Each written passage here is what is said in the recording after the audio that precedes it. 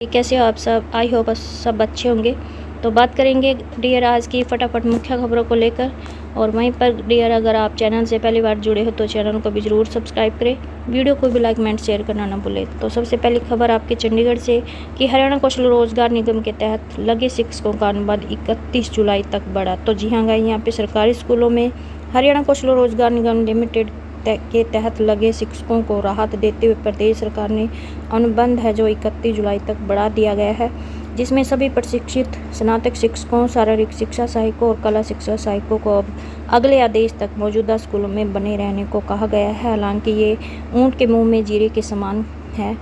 और मौलिक शिक्षा महानिदेशक ने इस संबंध में आदेश जारी कर दिए हैं। और वहीं पर आपको बता दें कि इससे पहले 679 टीजीटी को सरप्लस घोषित करते हुए 1 अप्रैल को हटा दिया गया था, जिस पर विवाद छिड़ा।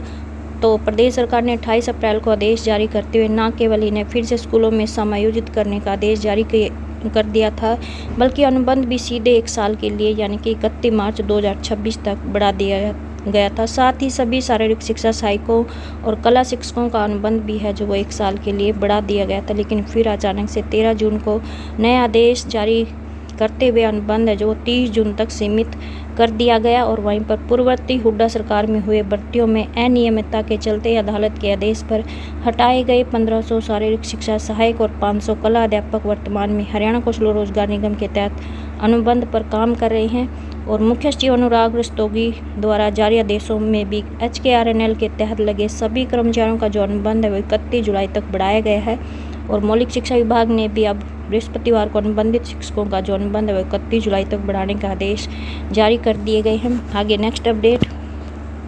रोहतक से कि सैकड़ों सफाई कर्मचारी जय हिंद के नेतृत्व में पहुंचे नगर निगम कार्यालय, ज्वाइंट कमिश्नर को सौंपा ज्ञापन। तो जी हाँ गाइस, यहाँ पे रोहतक में नगर निगम के जो सैकड़ों कर्मचारी हैं वो अपनी मांगों को लेकर गुरुवार को रंगशाला में एकत्रित हुए और उसके बाद सभी कर्मचारियों ने रंगशाला से पैदल चलकर नगर निगम के कमिश्नर ऑफिस पहुँचे।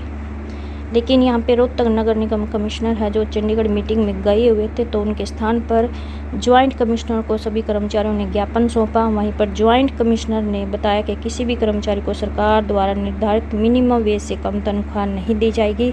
जिसमें ड्राइवर की 13,683 व हेल्पर की 11,257 व अन्य सभी इंसेंटिव शामिल है। और साथ ही अधिकारी ने ये भी कहा कि कर्मचारी रोजगार जाने की चिंता ना करें। वर्तमान टेंडर के हिसाब से जिन कर्मचारियों को हटाया गया है उन्हें प्राथमिकता देते हुए 3 महीने बाद या फिर उससे पहले ऑटोमेटिकली दोबारा काम पर रख लिया जाएगा। और ठेकेदार को भी आदेश दिए गए हैं कि आपकी तनख्वाह है जो जल्द से जल्द दे। अगर सोमवार तक आप सबकी तनख्वाह नहीं आती तो ऑफिस में आकर बता सकते हैं। और वहीं पर जय हिंद ने यहाँ पे नगर निगम के कर्मचारियों को लेकर कहा कि ये जो कर्मचारी हैं 10 सालों से डोर टू डोर सफाई का काम कर रहे हैं और लेकिन यहाँ पे इनको बार बार ठेके का हवाला दे दिया जाता है, जबकि मुख्यमंत्री नायब सिंह सैनी खुद ठेकेदार प्रथा खत्म करके हरियाणा कौशल रोजगार निगम लागू करने की बात कहते हैं। तो यानी कि यहाँ पे जय हिंद के द्वारा ठेका प्रथा खत्म करने को लेकर आवाज़ उठाई गई है और कहा कि अगर ठेका प्रथा ऐसे चलती रहेगी तो इस प्रथा के खिलाफ खड़े हैं, क्योंकि ठेका प्रथा द्वारा इन कर्मचारियों का शोषण है जो किया जा रहा है। आगे नेक्स्ट अपडेट हिसार से की मांगों को लेकर कर्मचारियों ने धरना देकर किया प्रदर्शन। तो जी हाँ गाइस, यहाँ पे हरियाणा संयुक्त कर्मचारी संघ से संबंधित Haryana government PWD mechanical workers union की जन स्वास्थ्य विभाग ब्रांच ने कर्मचारियों की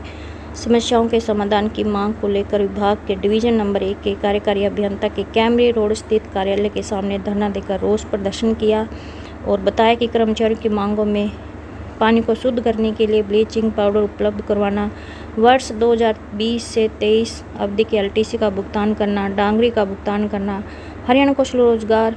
कर्मचारियों के डेट ऑफ ज्वाइनिंग चढ़ाना, कौशल रोजगार कर्मचारियों को समय पर वेतन देना व उनकी सेक्शन बढ़वाने के लिए लेटर देना, जिन साइटों पर फिल्टर मीडिया खत्म है वहां पर उसकी व्यवस्था करवाना आदि मांगे शामिल हैं।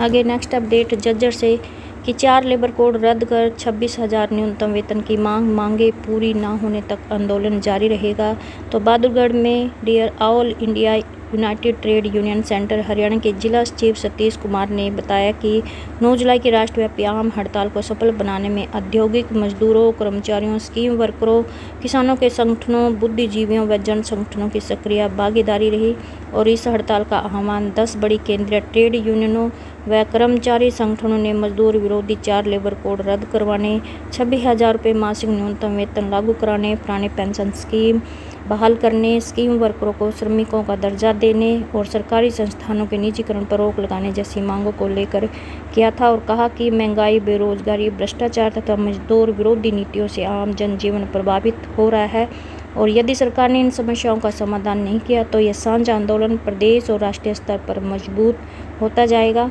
और सभी समर्थकों, संगठनों व कार्यकर्ताओं का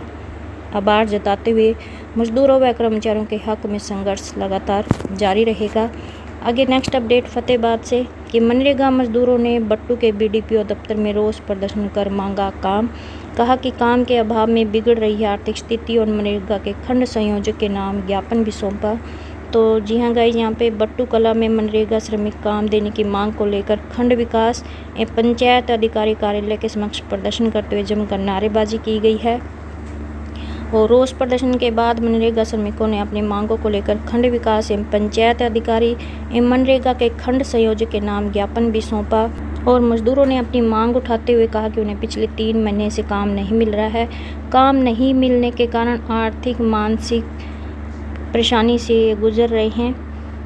और इन्होंने और कहा कि कई बार काम देने की आवाज़ उठाई लेकिन कोई भी समस्या का समाधान नहीं हुआ है। मजदूरों की दिनों दिन आर्थिक हालात कमज़ोर होती जा रही है। मजदूरों ने कहा कि अधिकतर गांव में इन दिनों काम चल रहा है लेकिन बट्टू गांव में काम बंद कर रखा है। मजदूरों ने प्रशासन को चेतावनी देते हुए कहा कि अगर उन्हें समय पर काम नहीं दिया गया तो मजदूर बड़ा संघर्ष करने पर मजबूर होंगे। रोष प्रदर्शन के बाद श्रमिक मनरेगा के अधिकारियों से मिलने पहुंचे लेकिन कार्यालय में लेखाकार दीपक मिले और उन्होंने श्रमिकों से उनकी मांगों को उच्च अधिकारियों तक पहुंचाने का आश्वासन दिया है। वहीं पर सरपंच प्रहलाद सिंह का कहना है कि ग्राम पंचायत मनरेगा के श्रमिकों को काम देने के लिए तैयार है।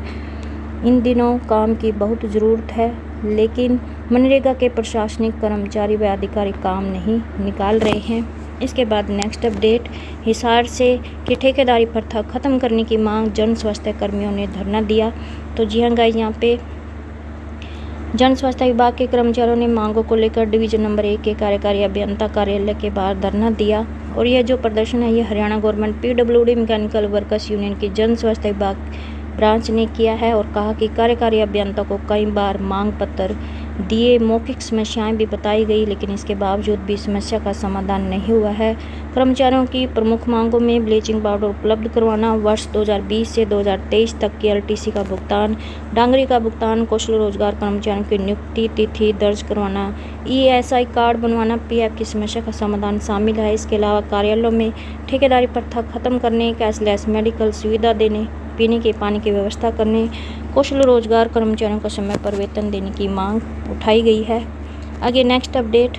डांड से विद्युत निगम कर्मियों ने SDO के रवैये के खिलाफ नारेबाजी कर जताया रोष। तो जी हाँ गाइस, यहाँ पे डांड में all Haryana power corporation worker union के बैनर तले सब यूनिट डांड के कर्मचारियों ने SDO के रवैये के खिलाफ नारेबाजी कर रोष प्रकट किया और कहा कि SDO का जो रवैया है वो कर्मचारियों के प्रति भेदभावपूर्ण नीति का है जिसको किसी भी सूरत में सहन नहीं किया जाएगा और कहा कि इस समय धान रोपाई का सीजन पूरे जोरों पर है और किसानों को निर्बाध बिजली आपूर्ति देना हमारा दायित्व है लेकिन SDO ने सीजन के बीच में ही JE के फील्ड एरिया को बदल दिया गया है जिसका कर्मचारी पुरजोर विरोध कर रहे हैं और कहा कि इस समय SDO द्वारा JE के एरिया को बदलने से किसानों को परेशानी का सामना है जो वो करना पड़ रहा है और वहीं पर फील्ड एरिया बदले जाने से JE को काफ़ी परेशानियों का सामना करना पड़ेगा जिसका सीधा असर किसानों पर पड़ेगा और कहा कि SDO को कई बार तकनीकी कर्मचारियों के लिए सेफ्टी किट मुहैया करवाने के लिए भी आग्रह कर चुके हैं लेकिन SDO ने आज तक सेफ्टी किट उपलब्ध नहीं कराई है जिसकी कमी के चलते तकनीकी कर्मचारियों को लाइन पर काम करते समय हादसों का शिकार होना पड़ता है और प्रधान ने SDO को चेतावनी दी है कि कर्मचारियों के प्रति अपने व्यवहार में बदलाव लाए और JE के तबादले किए गए एरिया को रद्द करे तथा फील्ड स्टाफ के कर्मचारियों के लिए सेफ्टी किट मुहैया करवाए। जब तक हमारी मांगें पूरी नहीं होती, संघर्ष है जो इसी प्रकार से जारी रहेगा। सत्यवान जेई का फील्ड एरिया बदला गया, तो यहाँ पे एसडीओ प्रिंस बोरा की तरफ से बयान आया है कि सत्यवान जेई की पब्लिक द्वारा समय पर कार्य नहीं करने की उच्च अधिकारियों को शिकायत दी गई है। उच्च अधिकारियों के निर्देश पर ही सत्यवान जेई का फील्ड एरिया बदला गया है और वहीं पर प्रत्येक केंद्र पर 2 से 3 सेफ्टी किट दी हुई है। इसके बावजूद भी अगर किसी फील्ड स्टाफ के कर्मचारियों को अतिरिक्त सेफ्टी किट चाहिए तो कार्यालय में लिखित रूप में दे। इसके बाद ज़रूरत के अनुसार सेफ्टी किट मुहैया है जो करवा दी जाएगी। तो ये थी आज की छोटी बड़ी अपडेट। आई होप आपको ये अपडेट अच्छा लगे। प्लीज़ चैनल को सब्सक्राइब, वीडियो को लाइक, कमेंट, शेयर करना ना भूलें। धन्यवाद।